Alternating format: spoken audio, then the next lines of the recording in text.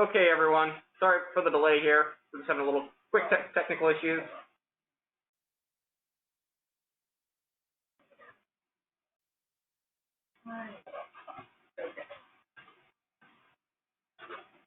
Okay. Awesome. So everyone should see the title slide of the webinar deck. If you have any technical issues that may be related to our end, please reach out in the chat box to see if we can diagnose any issues. A little bit of background. Anvil Media is a digital advertising agency here in Portland, Oregon. Both Kari and myself are both paid media specialists. Between us, we have, I don't know, about 12, 13 years of digital advertising experience. We mainly focused on paid search, display, and paid social advertising with quite a few other platforms under our belt as well. Today we're going to be mainly focused on talking about programmatic and OTT advertising trends in 2020 and moving into the future, and kind of a high-level overview of both categories and kind of how advertisers can leverage both programmatic advertising and OTT advertising moving into the future. So a quick overview of topics we're going to be covering for today. I'm going to start off on the programmatic side of things, where we'll kind of define what is programmatic advertising, go into the types of programmatic advertising deals. There's quite a bit of range of topics to cover there, as well as programmatic targeting options. That's going to be the real meat of this programmatic side of this deck, as well as an example of programmatic campaign for like a geofencing campaign. Kind of gives you a pretty useful example of the capabilities of what you can do with programmatic advertising and some awesome targeting capabilities. And then we'll wrap up the programmatic side of things with some key benefits of programmatic advertising, how they can benefit advertisers versus traditional forms of digital advertising such as paid search, display, and a few others.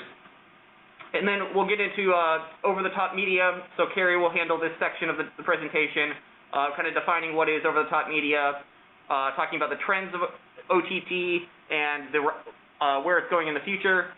It's definitely, on a hockey stick type growth, especially in this COVID-19 times. And then we'll talk about accessing OTT, how to purchase inventory, the various platforms, the targeting options available in OTT through the various platforms, how to do kind of self-serve OTT, and then we'll also talk about the future of OTT, of where it's heading in the future.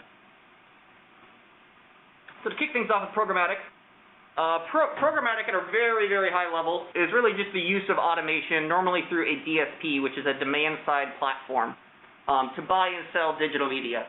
So the way it works really is through a DSP, or a demand-side platform, an advertiser places a bid for an advertising placement, or what we typically call an impression, on a publisher website for their ad to serve.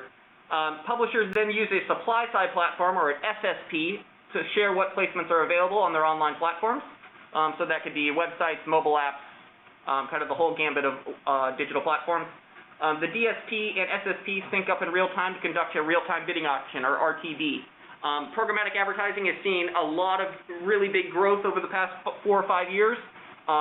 It has a plethora of targeting capabilities that is kind of unique to programmatic platforms that are typically not available through paid social platforms or through targeting through Google Search or Display Network, or pretty much any other digital platform.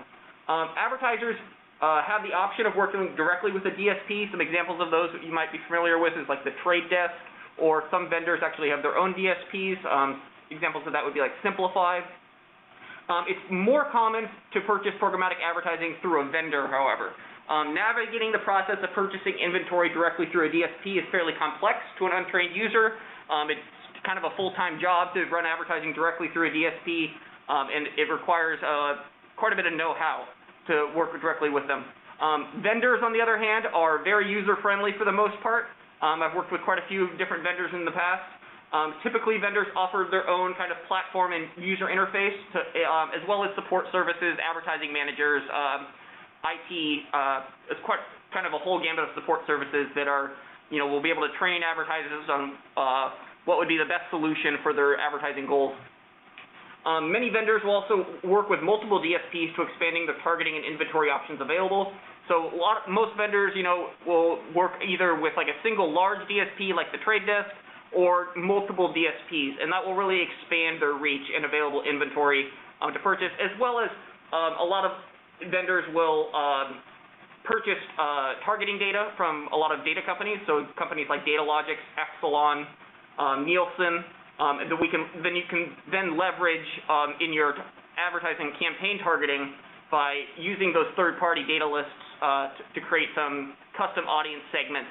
And that can be all the way, from behavior data to purchase propensity to demographic data, and the lists are pretty endless. Most vendors have, offer thousands of different targeting lists that they purchase from third-party vendors. They are very expansive and are definitely probably the biggest advantage for behavior and interest targeting in programmatic advertising versus traditional digital media. So the rise of programmatic. Programmatic digital display ads will account for roughly 85% of digital ad spend this year and will grow to 88% by 2021. So it's on a big-time upward trajectory. The majority of programmatic impressions sold today are on either display or video. And when we say display, we normally are meaning the standard kind of IAB display ad sizes, the ones you always see, the 300 by 250s, the 300 by 600s, so forth. But there's also a lot of other display ad inventory available through programmatic advertising, whether that's digital billboards, kind of more rich media display examples like pushdowns, site takeovers.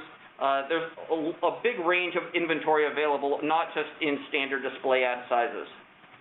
Apart from display, programmatic video, programmatic social, and native placements will drive the majority of the growth in the next few years. That's pretty much all the data that we've seen as far as studies around the programmatic advertising industry. Video, social, and native are the three specific units that have seen the biggest growth. A little more on that. So video is kind of self-explanatory. It's mainly pre-roll, mid-roll, post-roll video ad placements, as well as video placements inline on publisher sites. So that'd be like inline advertising placements within article pages would be a good example. Social is a way of buying social ads. Many of you are probably used to, working directly with like the Facebook ad platform to run ads on Facebook, Instagram, or LinkedIn, or Twitter.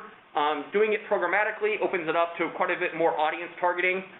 You can kind of mix and match target lists across social platforms and kind of do an all-in-one social campaign across multiple platforms, as well as having access to a lot of those third-party targeting lists. Native placements are pretty interesting. Native placements are typically designed to look like content on the whatever publisher site the ad is appearing on.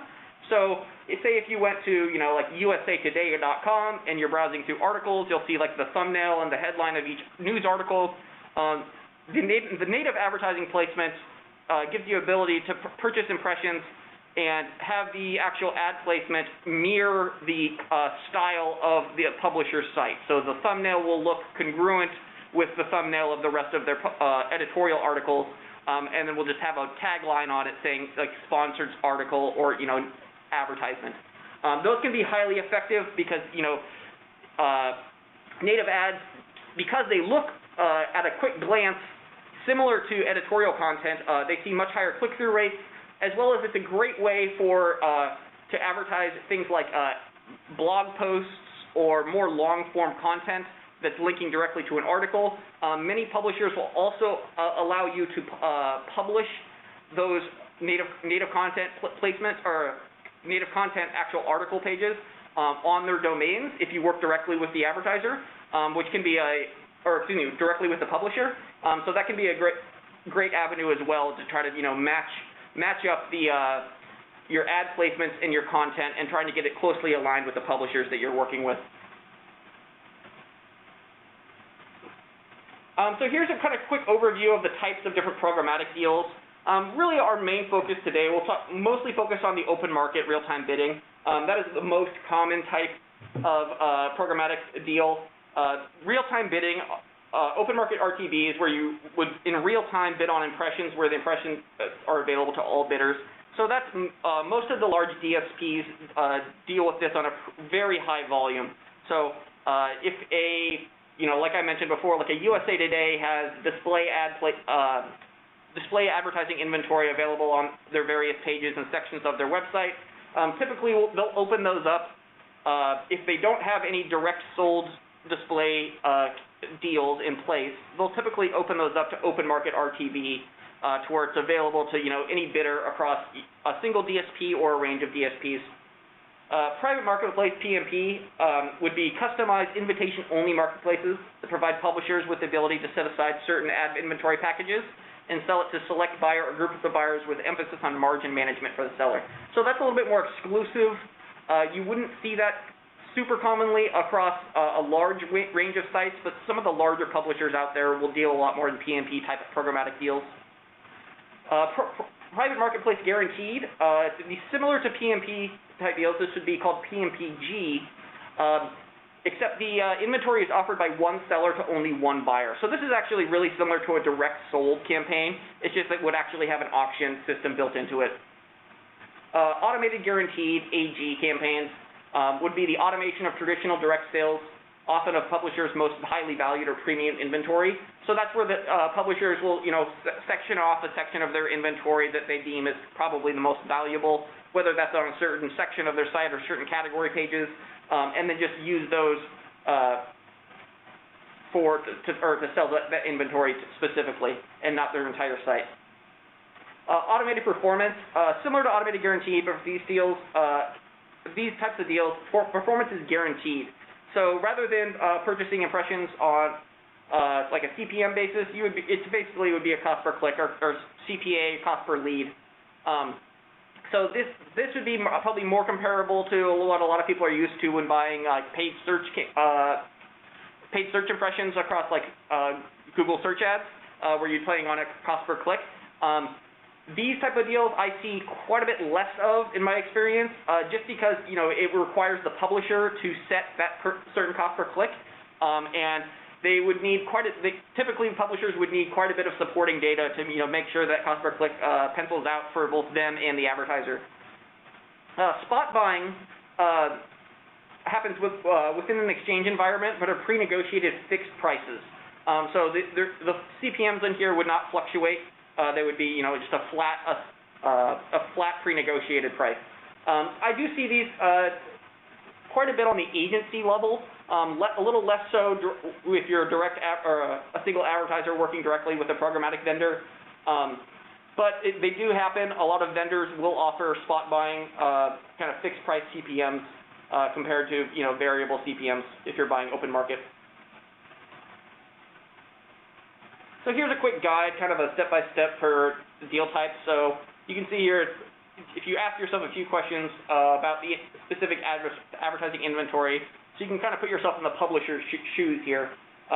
Should the inventory be auctioned? If you answer with yes to that, should it be in real-time bidding protocol be used? And if the answer is yes to that, it would be, should the auction be private? Okay, if you get yes to that, can the impressions be guaranteed? Yes to that, then you're looking at a PMPG campaign. I won't go through all of the options here available, but the main gist here is, from the publisher side of things, if it's going to be auctions, and if you can guarantee impressions, therefore you're probably going to do automated guaranteed. If it's going to be auctioned, or excuse me, if it wasn't going to be auctioned. If it's going to be auctioned, and you're also going to be RTB protocol, which is most common, and you want to have the auction be public, that would be open marketplace, and that's going to be probably, I don't know, I would guess 80 to 90% of programmatic deals you'll see out there is going to be open marketplace. So that would be open auction with RTB protocol, so real-time bidding initiated for those auctions. So now we'll get into some programmatic targeting here. So these are the kind of the most high-level and common programmatic targeting options available. Most DSPs and programmatic vendors offer access to, like I mentioned before, pre-built third-party audience segments or lists, typically purchased from large data providers like Epsilon, Nielsen, Datalogix. There's quite a few others as well. A lot of programmatic vendors will buy data from multiple of these data providers. So you can mix and match. You can use third-party audience lists from Nielsen in combination with audience lists from Datalogix, for example, and have those campaigns targeted to both lists. And then you can as well as kind of layer those as well, like if you wanted to say I want to target users in one list, but also in another list, kind of layer on top of those, you can get very granular with these. So going into some programmatic targeting, like the main overview options, demographic targeting is obviously very common. That's using demographic attributes such as age, household income, education level, relationship status. There's quite a few options available here. All of these options are, I shouldn't say all of them, demographic, behavioral, and contextual are typically included in these third-party audience lists that are provided by these data providers. So an example would be, household income above a combined household income above $100,000 a year. That's a pretty common audience list that would be available through all the large data providers, and they'll typically offer their own version of that list. So you can either do all three or kind of pick and choose and look at the size of those lists. It can compare what might be the best option for you, or what options that your specific programmatic vendor is offering. Behavioral targets consumers based on online activity, so that whether that's previous website history, topics that they're commonly interested in. So if someone's a big basketball fan, you would target basketball as a behavioral list. That would typically include users that are common visitors to like the NBA's website or different basketball related websites across the web. That's kind of self-explanatory. It's similar to what you would think of as like in paid social advertising as interest targeting. Retargeting, again, pretty self-explanatory. So this would be retargeting website visitors to your own website or specific pages on your website, or that completed a specific action on your site, like left a product in their cart, made an e-commerce purchase within the last set number of days. Most of retargeting capabilities are available across other platforms, paid social, Google Display Ads. Though you can get a little bit more granular with it within programmatic advertising because you can layer it with other types of targeting as well. Geo-targeting, similar, just targeting specific geographic areas. Normally, most DSPs out there will accomplish this by targeting IP addresses as opposed to GPS. That's a key differentiator, which is between this and the next point, which is geofencing. Geofencing can target micro-level geographic areas. So the example we'll get into in a second would be like targeting a brick-and-mortar location or competitor locations, more importantly.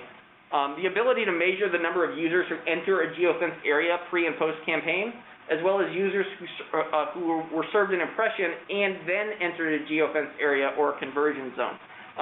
This is typically accomplished through GPS data. So that would be it would be data purchased by data providers or from the DSP or vendor from typically mobile app services. So I know it's a little scary to think about. There's definitely some privacy concerns here. And I would say geofencing is not, at this point in my experience, fully fleshed out as far as the accuracy of some of the data. However, it is incredibly powerful of getting the idea of like a real brand lift as far as like the number of users who walk into your business, like your actual brick and mortar location. Device targeting would just be targeting by specific device types. This is very common for people marketing mobile apps, as well as the phone accessories, software, those types of more tech-related advertising. You can also exclude certain devices as well as programmatic does have pretty rich reporting capabilities across most of all of these targeting options. For example, most programmatic vendors are able to break down impressions and clicks and conversions as well by device, as well as by all the different third-party audience lists that you're using. The last one here we'll go over here is contextual. This looks at the category or keywords of a website page a customer is viewing or a user is viewing, and then serves them ads that are highly relevant to that content. So the example here would be, this is really advertising around website or web pages that are relevant to your product or services. So you obviously there's some brand safety issues here that if you're advertising home garden supplies, it'd be more beneficial obviously if those ads are appearing on like a DIY home and garden website or web article as opposed to some unrelated topic. So trying to align the context of the actual content of the web page where the ad is serving versus the ad targeting, it can be pretty beneficial. And again, this can be layered in with additional targeting as well, so you can do, highly contextual advertising targeting combined with more user targeting, so whether that's behavioral or demographic targeting. Getting into some programmatic creative types, the most common ads run through programmatic is typically image and video banner ads. However, with advancements in the digital space, audio ads as well as OTT ads, so there'd be OTT, typically video, but there are OTT display options available out there currently, are becoming quite a bit more popular. Kari will get into that in a minute here. The OTT space in particularly has seen really big jumps since COVID has kind of kept everyone at home and everyone's watching TV, and then combine that with cord cutters as well. People cutting their cable subscriptions, which is then pushing them into more OTT type platforms. So the amount of inventory available on that end has really increased recently in the past few months. So getting into some specific ad types here, the image banners obviously are just the standard display ads or more rich media examples of display ads, either in typical like IAB comment ad sizes. So you can see this example here, this LG ad on the screen. That'd be a 300 by 600 display ad. But there's quite a few different options there. I want to say there's at least 20 common standard display image sizes that are, with a lot of inventory available across most programmatic DSPs. Video banners typically can be served in both the standard display ad sizes, so it'd be like a video but in one of those standard display sizes, as well as they can be in line within article pages or content on the web. So there would be, kind of a break in a long-form article that you'd reading and with a video ad placed in there. Video banners are typically autoplay, but with sound off. That's kind of the main IAB standard.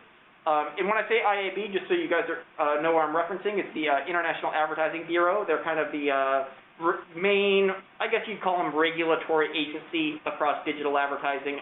They typically set a lot of standards around best practices, around ad sizes that are commonly accepted, and kind of different regulations around what's acceptable, what's not with targeting and ad creative. Also with videos, a very common form of programmatic buying is pre-roll, mid-roll, and post-roll video ads. So that would be on top of video content. The example you could see everyone knows about would be like YouTube ads. YouTube ads, has 5 second, 15 second, and 30 second, or excuse me, 5 second, 15 second, and 60 second, up to 60 second pre-roll and mid-roll ads they currently offer. And if you were buying video ads, pre-roll video ads programmatically, the majority of those actually would not serve on YouTube, but most of them will either serve through an OTT platform or through other video platforms available across the web, oftentimes like on news sites, that kind of thing. Audio radio ads, those ones have seen a large rise in recent years. I know podcasts are the hot topic right now, with podcasts seeing huge gains in viewership or listeners over the past several years. Purchasing audio ads on podcasts is now available to do programmatically. Example would be through Spotify. You can do some interest targeting and website retargeting, that kind of thing, through actual Spotify audio advertising, both on their music content as well as on podcasts. And the last one would be connected TV. So this is one Kari is going to talk about quite a bit more. Connected TV is pretty much OTT-related video advertising. So that would be through a lot of, both AVOD and SVOD on-demand video services or streaming services. Things like Hulu, Roku is another really big player in connected TV advertising. So here's a good example campaign for, this is a typical like geofencing campaign that kind of illustrates the capabilities of programmatic and the targeting specifically in relation to geofencing. So imagine if you were a car dealership. In this example here on the map, you can see the mini car dealership of Portland. So they sell like Mini Coopers. Imagine they're running a display campaign across the Google Display Network, but it isn't able to accurately measure the effect the campaign has on the number of potential customers entering their showroom. So they really just like aren't seeing like a true ROI of how many more people they're getting in the door from the display ads they're running. So instead, a programmatic display campaign utilizing geofencing targeting would probably be the best solution to solving that issue and to get some accurate data of the brand lift that a display campaign can really make on getting people in their doors. So the targeting strategy that they would use here, so that the car dealership, Mini of Portland, would provide specific coordinates.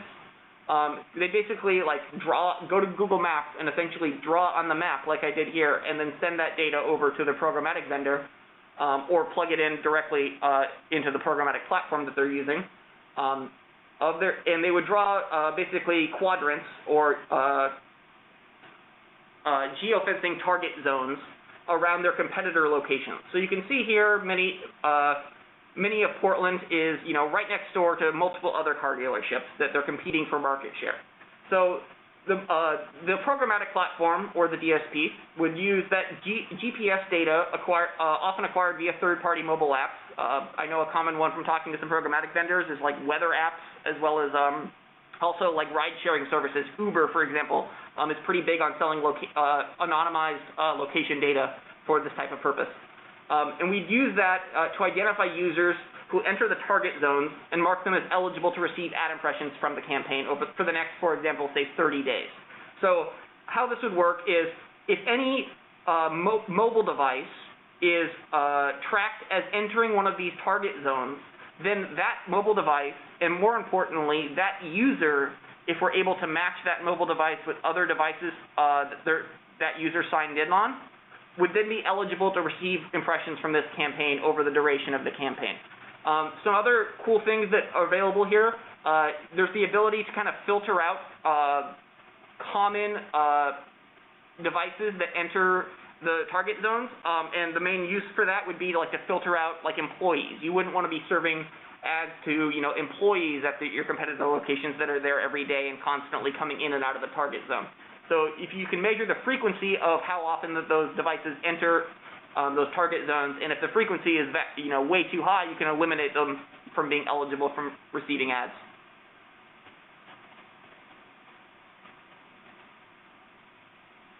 Oh, okay, sorry. Further on to this campaign, the conversion strategy, and this is kind of where it gets really cool on how we can measure the effectiveness of a geofencing campaign. So in addition to those geofence zones that Mini of Portland provided for the competitor locations, Mini of Portland would also provide a conversion zone, which you can see in green here on the image. And that would be the actual coordinates of their brick and mortar location or their car dealership. So the campaign would, we'd set these target and conversion zones up, well before the actual run dates of the campaign. And the campaign would track the number of mobile devices that enter the conversion zone geofence during the duration and in the 30 days after the campaign is ended, as well as the number of mobile devices who entered the conversion zone after receiving a display ad impression. So you can kind of see, we'd look at like the 30 days before the campaign, see, okay, this is how many mobile devices we're able to track entering the conversion zone or your car dealership. Then during the campaign, we can see, okay, this is how many mobile devices entered the dealership, and of those, how many had previously received your display ad, or a display ad impression, and also of those, how many engaged with your display ad, so clicked on the ad, visited your landing page. And then as well as that same process for post-campaign. So the 30 days after the campaign is ended, how many of those people had previously been shown a display ad and then entered your conversion zone. And also you could, to a further layer of data, we could look at, of those people that entered your conversion zone or your car dealership, how many of those had previously entered a competitor, or which competitor conversion or target zone. So you can see kind of how many users are coming that had previously visited each one of your competitors, how many are actually entering your car dealership. So there's some pretty great data as far as measuring the effectiveness of how many walk-ins that you're receiving into your dealership, as well as how many walk-ins were influenced by the display campaign itself, and you can attribute that. And you can get some great brand list statistics around, okay, we could say, this campaign netted an extra 500, an extra 1,000 walk-in mobile devices. And obviously, I mentioned before, geofencing campaign technology still has some issues with it. For example, it's not very well suited for like urban locations, just because GPS data can't accurately track multi-level buildings. And so, if you are a diamond jeweler in a downtown location of a city on the 4th floor of a building, you're not going to be able to accurately track mobile devices entering your conversion zone, just because it would track all mobile devices in the building above and below you. So some key benefits of programmatic advertising. One of the biggest ones is greater control. A lot more control that you would typically have over display campaigns running through, for example, the Google Display Network. Programmatic campaigns offer near real-time reporting capabilities, coupled with really full transparency on where impressions are being served and performance across targeted user segments. Like Google Display Ads, for example, you do get some pretty real-time reporting as far as overall impressions that are served and the clicks and what ads are performing the best. That's pretty common across all digital advertising. However, the key advantage here on the control benefits for programmatic is that you can really see performance across each user segment that you're targeting, whether that's a behavioral targeted list, purchase propensity, or demographic list. You can kind of see how that's breaking down in near real time, and then make adjustments to the campaign as you see fit based on that data. Another big benefit of programmatic would be the targeting and impression efficiency. I mentioned before the targeting capabilities across the third-party audience lists that you can use through most vendors is extremely vast. The vast array of targeting capabilities and user segments available to target is the key advantage of programmatic advertising over virtually all other forms of digital advertising. Those third-party audiences open up near infinite targeting options when you consider layering multiple lists on top of each other and choosing, further segments from those lists. So doing, I want to target this list and another list, or this list or another list. It makes the combinations pretty much infinite. So like I mentioned, you can layer targeting options such as geo-targeting, behavior targeting, and purchase propensity targeting.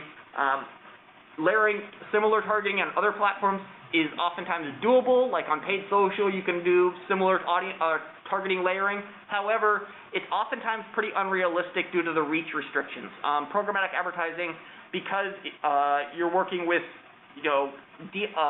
either a single large DSP or commonly multiple DSPs through a single vendor, the reach available to you is just massive. Hypothetically, you could pretty much reach everyone with a mobile device that has access to the internet, as long as they're browsing the web in some capacity.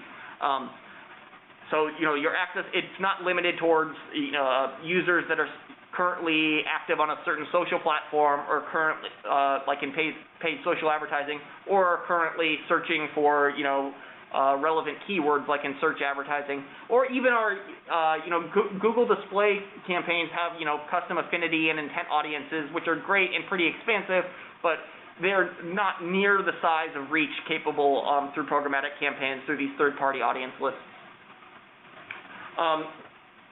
Next one would be really better reporting capabilities in programmatic advertising. Programmatic advertising reporting goes quite a bit deeper than standard impressions, click-through rate, and your CPM or cost per click, either one that you're paying.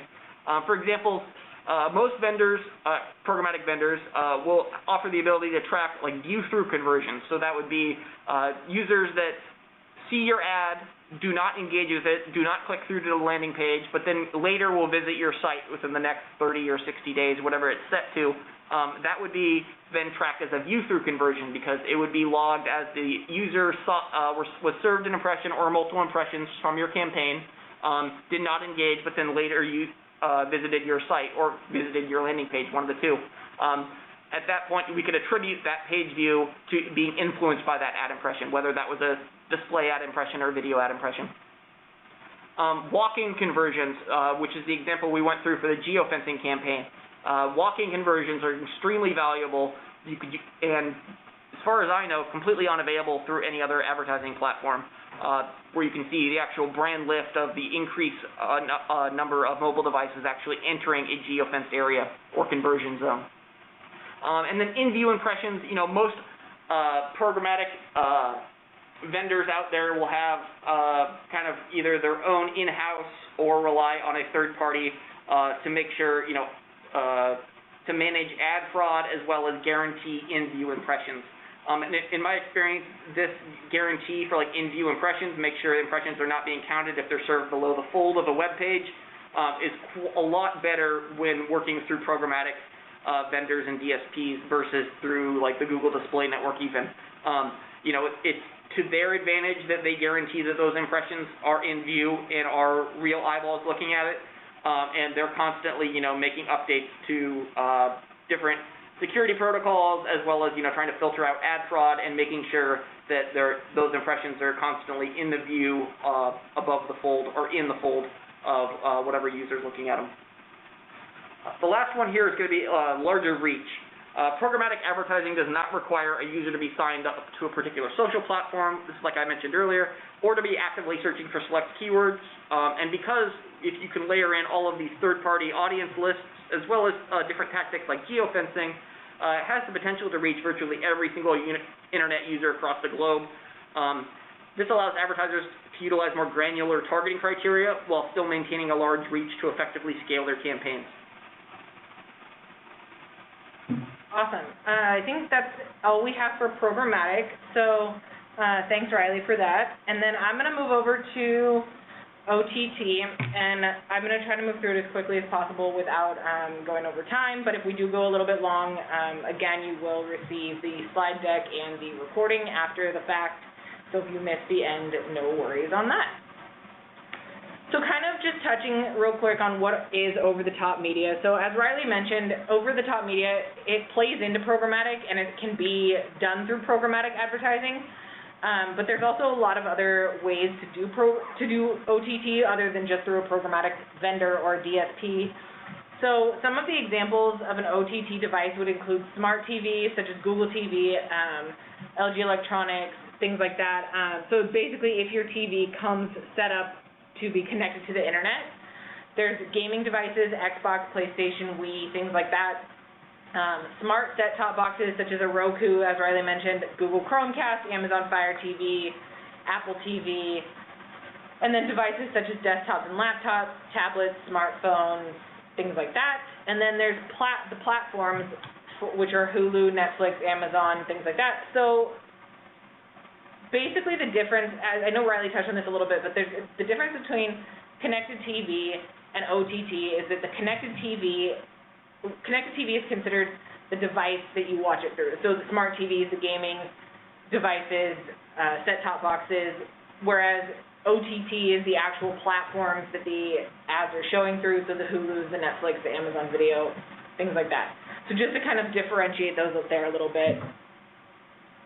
And then over the last 5 years, the use of OTT has grown over 60%. Traditional TV has seen a steady decline in the spend, and with cord cutting becoming more and more prominent, there is no better time to get into the space. Likely your competition is or will be in this space as well, so you want to make sure you're kind of competing in that space. And just kind of something to touch on here with the current climate of the world, COVID-19, all streaming devices and services have seen a huge increase in viewership with people being at home more often, which makes now a great time to be getting into this space. So as you can kind of see on this graph, there is a huge spike starting in the second week of March, and it went way up and has leveled out and doesn't really show any signs of necessarily decreasing anytime soon. So definitely some good opportunity there right now with the amount of use and services being used, people watching more TV. Definitely a good time to kind of be getting into that space, and it's expected to grow even more over the next few years, and I'll touch on that a little bit later and what that looks like moving forward. So some ways to access OTT. So there's a lot of ways to access OTT inventory. And then, so the most common is probably that programmatic ad buying like Riley was talking about. So basically using a vendor, going through a DSP, getting your ads placed on these platforms. But there's also direct in-platform. So most OTT platforms such as Hulu, Tubi, Apple TV, all of those have a direct in-platform buy. So you can go directly through the vendor to get your ads. So if you only want to be on one specific vendor based on your product, based on the audience that that platform caters to, things like that, you can buy directly through them. There may be a little bit more options as far as doing specific show advertising and getting a little bit more targeted based on genres if you do it directly through the platform. But programmatic will give you more reach typically and more opportunities with those audiences. And then there's also publisher direct, so that would be kind of just using like a separate publisher to go through these platforms, and not necessarily a programmatic ad buyer, not necessarily directly in platform, but just using someone who could publish the ads for you on those platforms, just kind of a third party. So using targeting in OTT. So it's not always feasible to distribute across every platform and device, but it's most important to kind of focus on who you're distributing the ads to, getting the right content in front of the right audience at the right time. So you want to understand who your audience is, where they're watching, and why, and it's become even more relevant with the ability to kind of have more specific targeting available. You're able to really hone in on exactly who you want to target. So like as Riley was saying earlier, a lot of DSP platforms in particular will offer options for targeting that a lot of other platforms don't. They're able to get a lot more granular with their targeting. And I know that there's a lot more opportunity for like very specific targeting.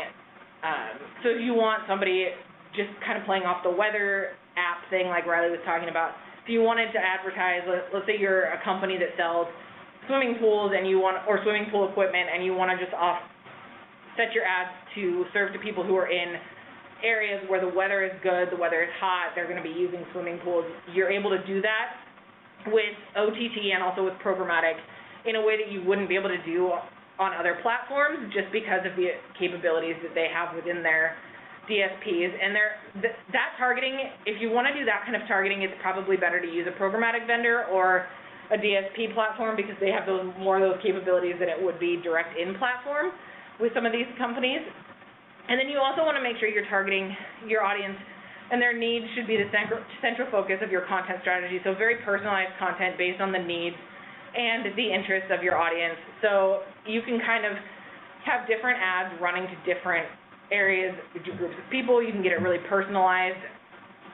And some of the targeting options again, is that behavioral targeting, kind of what people are doing on your website. So retargeting, or not retargeting, but the actions that they're taking on your website.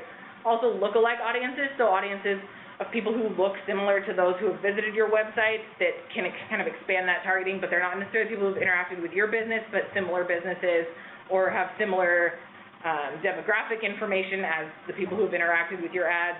Content targeting is essentially tracking people's content consumption across the internet and being able to target based on the content that they're consuming. So if they've consumed a certain type of content, they would likely be interested in the ads that you're running and in the products that you're selling.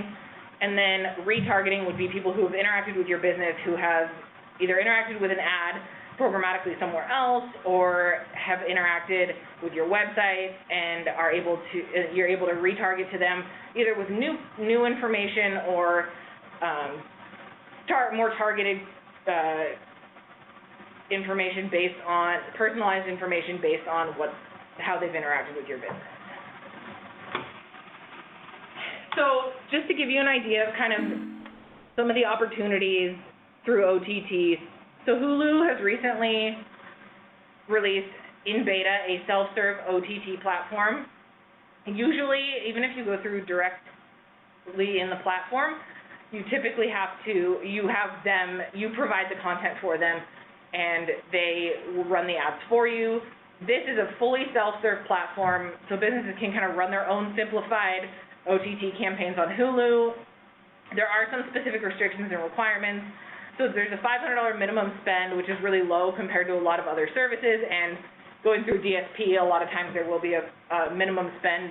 Typically, it can be in the thousands of dollars, so this is definitely a much cheaper option. And then there's audience targeting, which is a little bit more limited by gender, age, location, interest, and show genre, specifically on Hulu. And the location targeting you can do by state, DMA, city, zip, or any combination of those. So basically, like any, you can do regional targeting, you can do kind of like within a certain radius targeting, or specifically by zip code. And then you can't target by specific shows at this point, only the genres. But so it would be on multiple shows, but they would all typically be in the same genre. So typically people who would be watching shows in the same genre would be interested in the product either way. So you can do 15 to 30 second video ads, MP4 or MOV file format, and only one video per campaign. So each campaign would be super targeted. You would have just that one video running in that campaign, and then if you wanted to start a new video for that same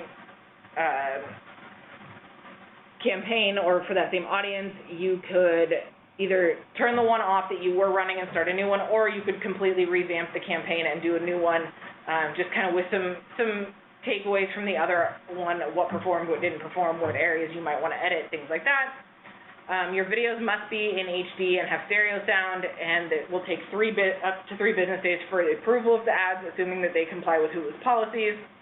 There's a full list of their policies on their website, and you can apply to get in on the beta for this service. If you search for Hulu self-service OTT, it'll come up in Google. You can and then there's a page that pops up, and it literally just says apply for beta.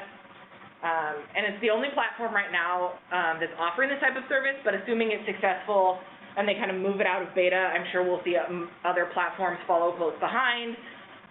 Seeing as this is like a huge opportunity for advertisers, being able to service it themselves, no high minimum spend, much more control over what they're doing, and you can turn things off and on as you please without having to kind of contact somebody and have them turn it off for you.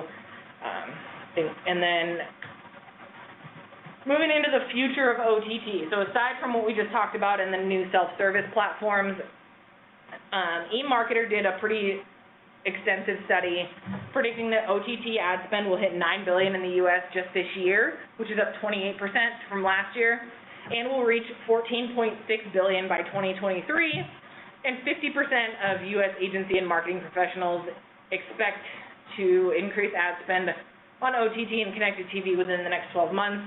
I can say personally, on our end, this has been something that we've definitely been pushing for our clients, something that we think is a huge opportunity for people to get into, especially if you have previously been running TV ads on traditional cable TV. You have the content, you have the videos ready. This is a great opportunity for you to get in front of anyone who is cord cutting per se, not like so canceling their cable subscriptions, but also people who are just more watching things on OTT platforms due to the fact that there's more available. There's different types of things on there than what they can get on live TV. And as there are new OTT platforms emerging all the time, it's opening up a huge, broad audience, and it's even more reason for people to move away from traditional TV. And a lot of the platforms are offering live TV options too at a much cheaper price, and so they're cutting the cable company and just using the live TV platforms through a lot of these other OTT platforms and streaming platforms. So a lot of the platforms you're super familiar with. There's, like, as we mentioned, Hulu, Amazon TV, Apple TV, all of those, but there's several that have kind of come. YouTube TV is another one that I know has been kind of a big player, but over the last year or so, we've seen several other players come into the space, Fubo TV, Pluto TV, Philo, IMDb TV, and Tubi, and those are all platforms that we've seen see a huge growth over the last year, and definitely some good opportunity. And if these five have just been over the last year, just imagine if we're seeing 5 to 6 new platforms kind of coming through every year. There's definitely going to be a huge market and a continuously growing market over the next few years. And that's all that we have today. So I don't know if we had any questions in the Uber conference, but if you have any questions, we'll open it up for questions now. We'll stay on for a couple of minutes. I know we're almost at time, so let us know if you have any questions in that Uber conference chat. Otherwise, if we don't have any questions, thank you for attending, and we will be sending out all of the recordings and slide decks afterwards.